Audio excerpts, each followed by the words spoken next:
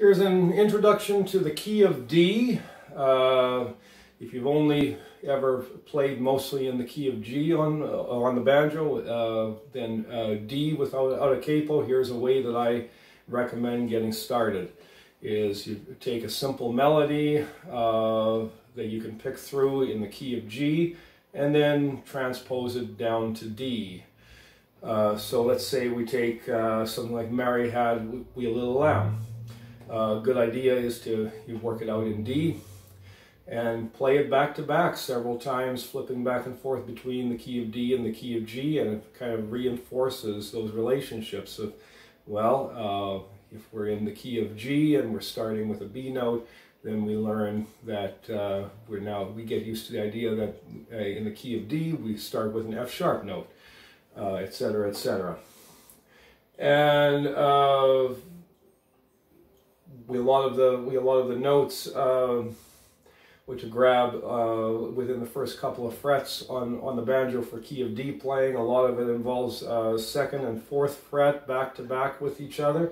And when you get those kinds of scenarios, I recommend using the index finger for the second fret, ring finger for the fourth fret. Okay, so here's an example. Mary Had We a Little Lamb. I'll run it through in D and then in G and then back down to D.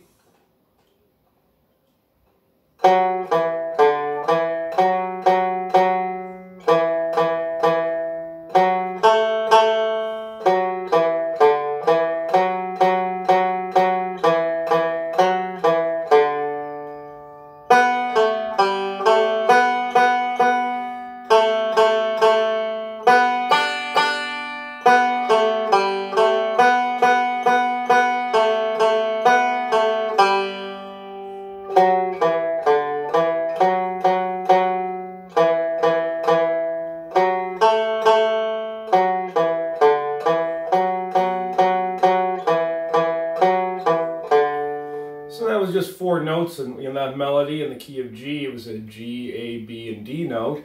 And then in the key of D, those became respectively D, E, F sharp, and A notes. Add one more note into the mix, and so we have a melody with 5 notes. Here's an example, Go Tell Aunt Rhody.